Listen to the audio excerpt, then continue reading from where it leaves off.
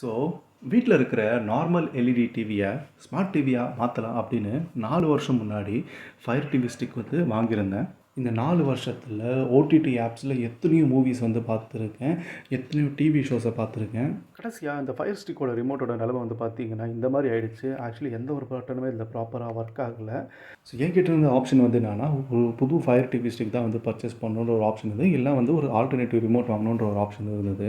So அமேசானில் வந்து பார்த்திங்கன்னா ரீசெண்டான வெர்ஷன்ஸ் வந்து பார்த்திங்கன்னா எல்லாமே வந்து பயங்கர எக்ஸ்பென்சிவ், அதாவது 4000, 3000, 5000 அந்த மாதிரி ரேஞ்சில் இருந்துச்சு. ஸோ அவ்வளோலாம் வந்து இப்போதைக்கு ஸ்பெண்ட் பண்ண முடியாது அப்படின்னு ஆல்டர்னேட்டிவாக வந்து பார்த்திங்கன்னா ரிமோட் தான் வந்து பர்ச்சேஸ் பண்ணேன்.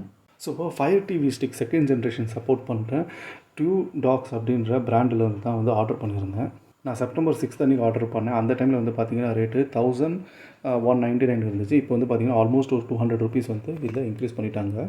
ஸோ இந்த லெஃப்ட்டில் இருக்கிறது வந்து பார்த்திங்கன்னா டூப்ளிகேட் ரிமோட் அண்ட் ரைட்டில் இருக்கிறது வந்து பார்த்திங்கன்னா ஒரிஜினல் ரிமோட்.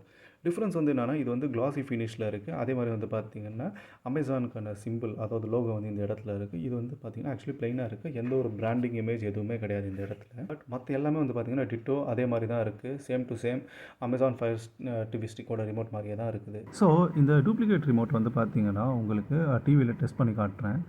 இப்போ டவுன் பட்டன் ப்ரெஸ் பண்ணாலும் சரி, அப் பட்டன் ப்ரெஸ் பண்ணாலும் சரி, ஹோம் பட்டன் ப்ரெஸ் பண்ணாலும் சரி, அதுக்கான ஆக்ஷன் வந்து நடக்குது. அதே மாதிரி அலெக்ஸாக்கான பட்டன் ப்ரெஸ் பண்ணாலும் அலெக்ஸா ஆப்ஷன் வந்து ஓப்பன் ஆகுது.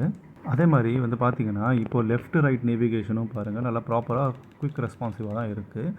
ஒரிஜினல் ரிமோட்டுக்கும் இதுக்கும் ரொம்ப பெரிய டிஃப்ரென்ஸ் ஒன்றும் இல்லவே இல்லை. பர்ஃபார்மன்ஸ் வந்து பார்த்திங்கன்னா அதே மாதிரி தான் இருக்குது. என்னோட சினாரியோவில் புதுசாக ஒரு ஃபயர் டிவி ஸ்டிக் வாங்குறதுக்கு பதிலாக இந்த டூப்ளிகேட் ரிமோட் வாங்கினதே வந்து பார்த்திங்கன்னா நல்ல ஒரு பர்ச்சேஸ் தான் நான் ஃபீல் பண்ணுறேன்.